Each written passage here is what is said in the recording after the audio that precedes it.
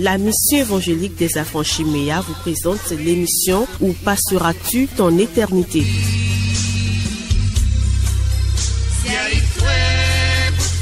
Où passeras-tu ton éternité? C'est tous les dimanches de 19h avec le révérend Kanhalo de Punois.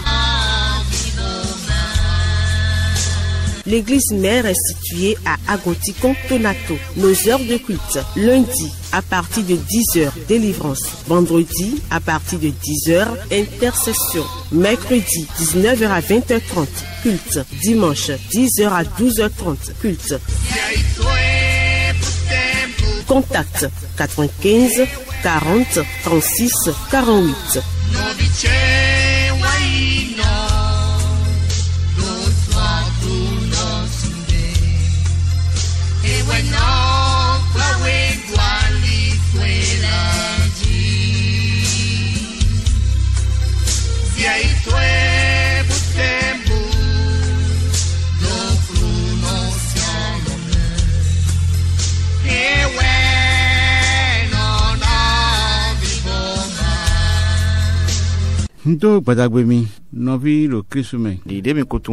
Tel que vous le savez déjà, nous allons nous incliner dans la prière. Père, au nom de Jésus-Christ, notre Père éternel, tu es grand, tu es immense, et tu as permis à ce que nous nous tenions encore sur nos pieds. Et nous sommes en train de passer le temps. Papa des cieux, tes enfants sont à l'écoute. Seigneur, assiste chacun de nous. Seigneur, remplace la vie respective de tout un chacun de nous. Seigneur, fais-le pour la gloire de ton nom. Nous t'avons demandé et tu l'as déjà fait. Au nom de Jésus, nous avons prié. Amen. Amen. Frères et sœurs en Christ. Frère, toi qui m'écoutes, auditeur, auditrice. Toi qui m'écoutes, nous nous réjouissons beaucoup parce que nous sommes rassurés que vous avez pris l'habitude de nous écouter. C'est une bonne chose que vous faites ainsi. Parce que ceux-là qui écoutent la parole de Dieu, qu'on le veuille ou non, le Seigneur doit pouvoir les visiter. Et je te demanderai de savoir que nous sommes au dernier temps, les derniers temps, le moment où chacun doit pouvoir se préparer, le moment où chacun doit se préparer, parce que nous avons demandé: où passeras-tu ton éternité? Je dis bien, où passeras-tu ton éternité? Toi qui m'écoutes, où passeras-tu ton éternité? Si tu passes ton séjour terrestre et que par hasard ton heure sonnait, où est-ce que tu vas pouvoir atterrir? C'est une grande question en fait. Cette question, cela n'est pas un riche. Tu peux avoir beaucoup d'argent. Tu peux être entre deux avions. Tu peux avoir n'importe quel titre. Tu peux être un grand serviteur de Dieu sur cette terre. Tu peux être président de la République. Tu peux être président d'une église. Tu peux être révérend, pasteur, bishop, tout quel qu'en soit le titre que tu portes. Sache que cette question, cela demande beaucoup à réfléchir. Il y a un an qui va s'ajouter bientôt à ton âge. Un an va s'ajouter à ton âge. Et naturellement, il y aura un an de moins de l'année que tu devrais passer sur cette terre. Et si, par exemple, tu avais 40 ans, sache que un an en plus de 40 ans, ça fera 41 ans. Et si c'était qu'il te restait 10 années sur cette terre, sache que maintenant, il reste 9 ans. Ce n'est pas le moment de manger. Nous ne sommes pas au moment où il faut se livrer au manger, remplir le ventre. Ce n'est pas à ce temps-là que nous nous sommes. Si une année arrive, chacun doit pouvoir réfléchir. Une année arrive, nous devons réfléchir pour voir où est-ce que nous allons. Il y a les gens qui disent ceci, et quand je regarde de plus près, je me demande ce que je retrouve dans la parole. Toi qui m'écoutes, auditeur, auditrice, est-ce que toi-même tu partages les mêmes choses avec moi? Parce que quand l'année, la fin de l'année approche, on dit que c'est la fête de la chance. C'est la fête de la chance. Et c'est ceux-là qui ont eu véritablement la chance qui vont pouvoir retrouver la nouvelle année. Cela veut dire que si quelqu'un n'avait pas la chance, cela veut dire qu'il ne retrouvera pas la nouvelle année. Alors que Dieu a fait que toi tu as la chance. Dieu a fait que toi tu veux rentrer dans la nouvelle année. Mes frères, mes sœurs, toi qui m'écoutes, rapproche-toi de Jésus-Christ. Rapproche-toi de Jésus. Je dis bien de te rapprocher de Jésus. Alors, le monde dans lequel nous sommes dans un marché en fait. Et il y en a qui sont venus acheter. Et il y a d'autres aussi qui sont venus vendre. Et quelqu'un qui est venu vendre, ceux-là qui sont venus vendre, et ils sont des gens qui ont une longue vie. Ceux-là qui doivent venir vendre, ils sont dans le marché jusque le soir. Il y en a qui allument même des lampions, des lampes, afin de continuer par vendre dans le marché. Et il y a d'autres, eux ils sont venus seulement acheter. Celui-là qui est venu acheter, s'il reste au plus dans le marché, c'est au plus grand temps, c'est 30 minutes peut-être. Et toi qui m'écoutes, je ne sais pas si tu es venu acheter ou si tu es venu vendre. Parce que dans l'une des deux choses, tu dois savoir que le marché doit pouvoir se lever et tu iras chez toi. Et maintenant, la décision de rentrer chez toi, regardons un peu ce que le livre d'Amos nous dit. Amos dit aux gens, aux enfants d'Israël, ce qu'on a écrit, ceci qu'on a écrit dans la Bible, c'est à cause de nous justement que ça a été écrit. Pour notre vie. C'est à cause de nous. Pour notre enseignement. C'est à cause de nous. Pour nous servir d'exemple. Et nous allons prendre cela comme un exemple afin de marcher conformément à la parole de Dieu. Nous avons une grande chance, nous autres. Nous avons une grande chance. Et la Bible, nous la tenons dans nos mains. Et ceux-là qui ont fait du bien, on a inscrit leur nom dans le livre. Et ceux-là qui ont mal fait aussi, ils sont aussi retracés, leur histoire est retracée dans la Bible. Et si nous les prenons et nous les comparons à ce que la vie que nous menons, si par exemple nous étions en train de nous perdre, nous devons rapidement nous reprendre afin d'aborder le bon chemin. Nous allons écouter le texte. Nous allons lire dans Amos 4. Chapitre 4. Amos chapitre 4. Verset 12. Verset 12. C'est pourquoi je te traiterai de la même manière, Israël. Et puisque je te traiterai de la même manière, prépare-toi à la rencontre de ton Dieu, ô Israël. Amen. Et toi qui m'écoutes, auditeur, auditrice, c'est toi en fait, Israël. Alors prépare-toi pour aller à sa rencontre. Parce que le pays dans lequel nous allons, il faut forcément qu'on se prépare pour y aller. C'est forcément ceux-là qui se sont préparés. Ah, riche, prépare-toi. Toi, ministre, prépare-toi. Toi, président de la République, prépare-toi. Toi, citoyen simple, prépare-toi à la rencontre de Dieu. Et toi, dévancier de l'Église, prépare-toi. Toi, fidèle d'une église, prépare-toi. Je t'en prie, prépare-toi. Parce que sur ce soleil, ce n'est pas notre lieu éternel ici. Ici, ce n'est pas notre lieu éternel. Prépare-toi. Parce que bientôt, notre Sauveur, notre Seigneur viendra et nous irons à sa rencontre. Remets-toi à lui et le Seigneur va t'aider. Le dimanche dernier, nous nous étions arrêtés quelque part parce que nous étions en train de parler du sang de Jésus-Christ. Nous étions en train de parler du sang de Jésus-Christ. Et nous avons dit que nous avons relevé 13 points dans le sang de Jésus-Christ. Et ces 13 choses, le dimanche dernier, nous nous étions arrêtés quelque part.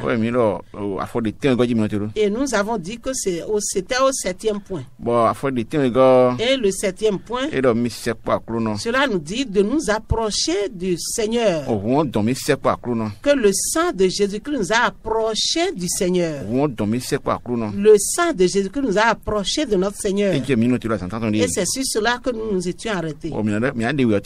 Nous allons seulement te lire le texte sur le 7e point. Éphésiens que nous avons pris, chapitre 2,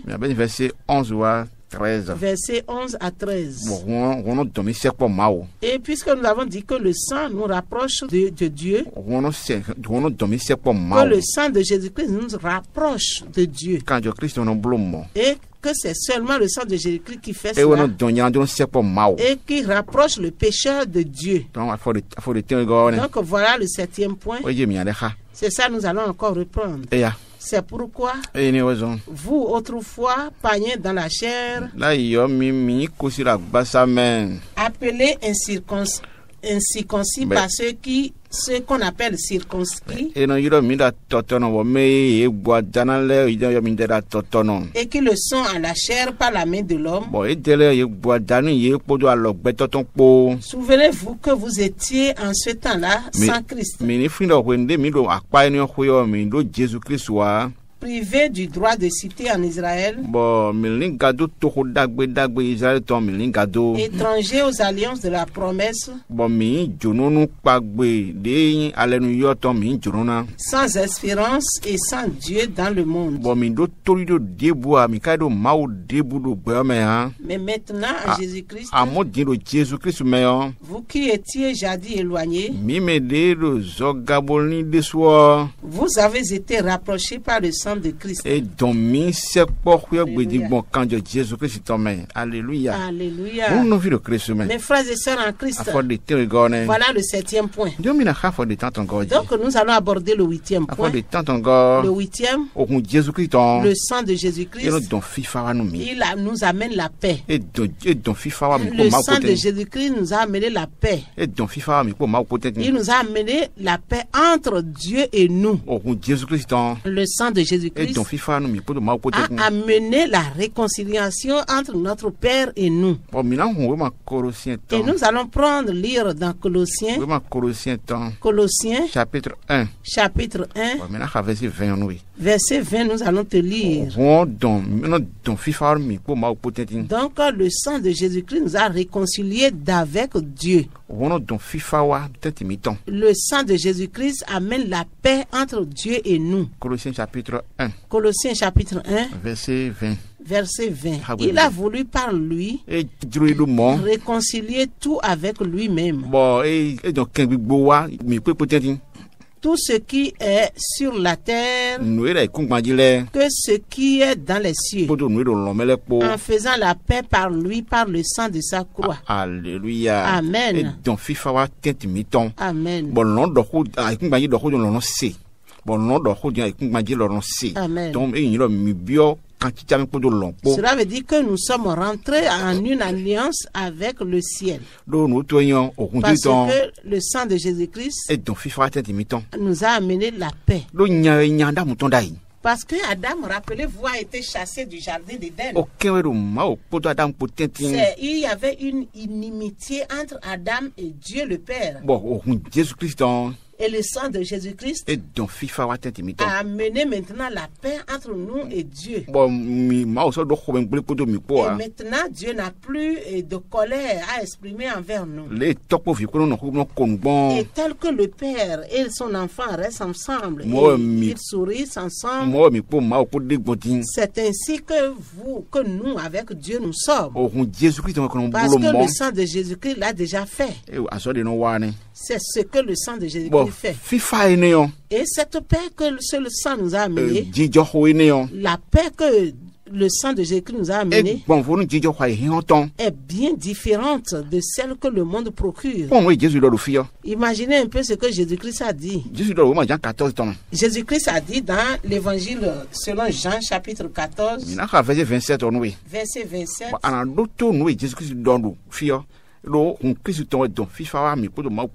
Parce que c'est le sang de Jésus-Christ qui a amené la paix entre Dieu et nous.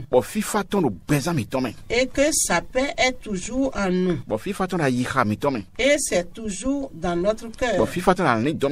Et c'est toujours dans notre âme. Au moment où Jésus-Christ n'était pas encore mort, c'est en ce moment qu'il a prononcé cette parole. Pour ceux-là qui étaient ensemble en ce temps. Et on les a inscrits ici pour vous et moi. Et nous allons le lire. Je vous laisse la paix. Je vous donne ma paix. Je ne vous donne pas comme le monde donne. Que votre cœur ne se trouble point et ne s'alarme point. Amen. Donc le sang de Jésus-Christ a donné la paix. Il a amené la paix entre nous et notre Dieu Père. Et notre cœur reste calme, tranquille. Et si le sang de Jésus-Christ agit véritablement en toi, ton cœur doit pouvoir se tranquilliser. Ton cœur va se tranquilliser. Et quel qu'en soit ton statut, quel qu'en soit ta possession, les biens dont tu disposes, il y a une joie qui vous anime dans le fond du cœur. Même si tu passes au travers du feu, il y a une joie qui vous anime à l'intérieur. Quelle qu'en soit la façon dont les soucis vous assaillissent, il y a une joie qui est là à l'intérieur du cœur. Parce que bientôt, tu vas pouvoir rentrer dans le lieu qui t'est destiné. Et toi, auditeur, auditrice, est-ce que tu sais qu'il y a une très belle maison qui t'est réservée? Est-ce que tu sais qu'il y a une maison de paix qui t'est réservée? Est-ce que tu sais qu'il y a une maison de joie qui t'est réservée? Est-ce que tu sais qu'il y a un pays où il n'y a jamais eu de mort qui t'est réservé? Est-ce que tu sais qu'il y a un pays de très bon, d'une extrême beauté qui t'attend?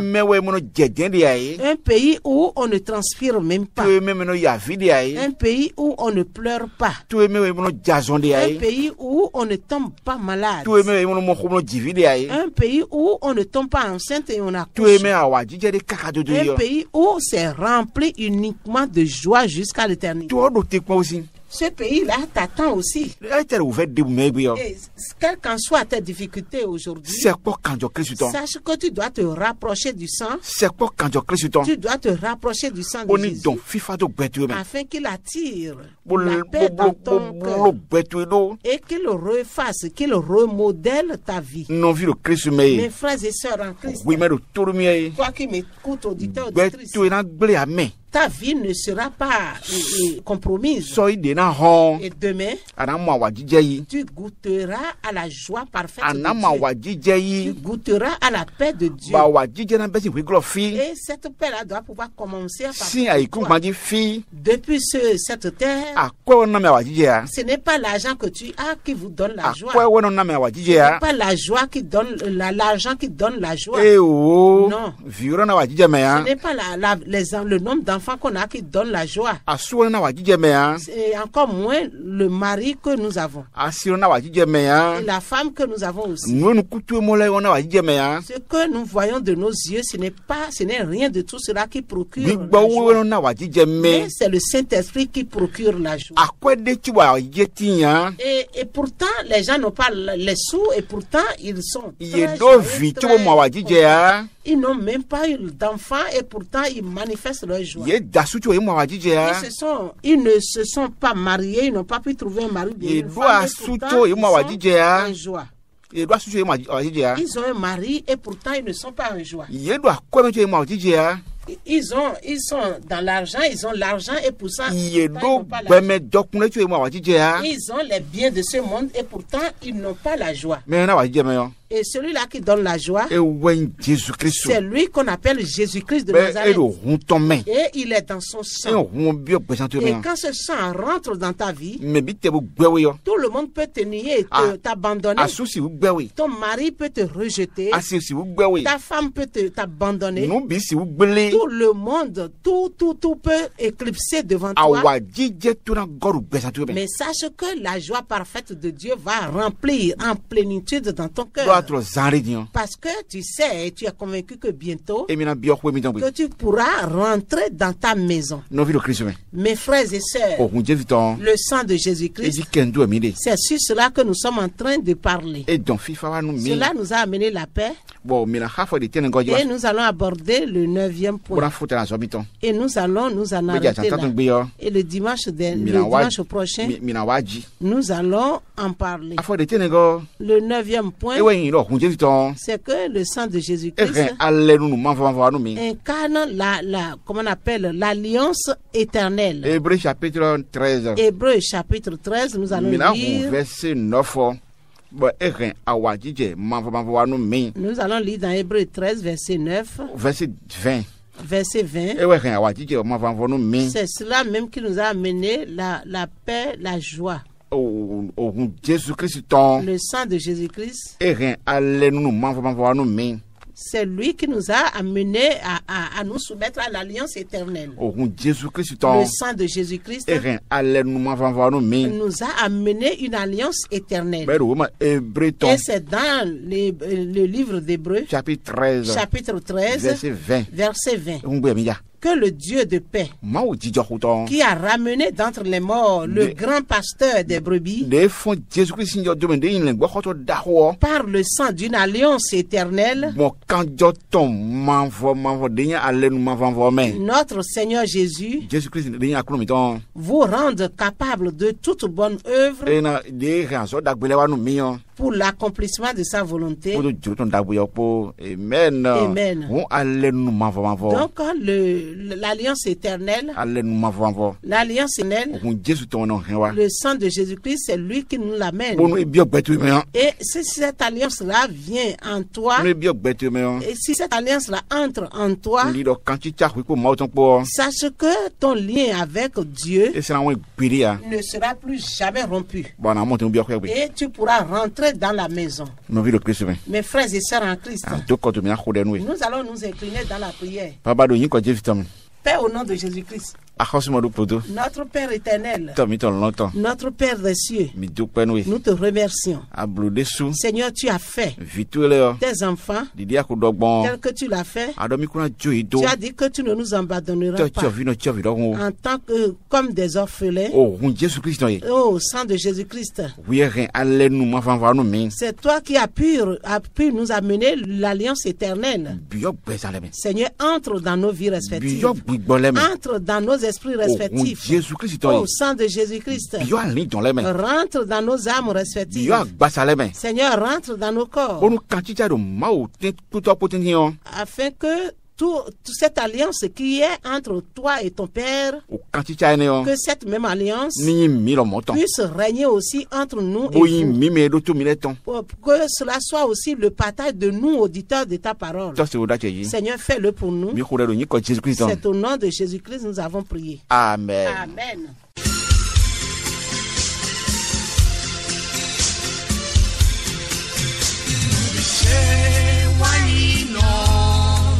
Vous venez de suivre l'émission Où passeras-tu ton éternité? Où passeras-tu ton éternité? Une émission de la mission évangélique des affranchis MEA. Où passeras-tu ton éternité? C'est tous les dimanches de 19h à 19h30 avec le révérend Ganhalode Bunois.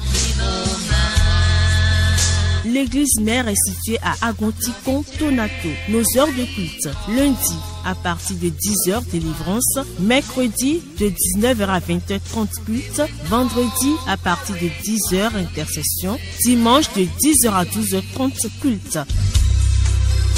Contact 95 40 36 48.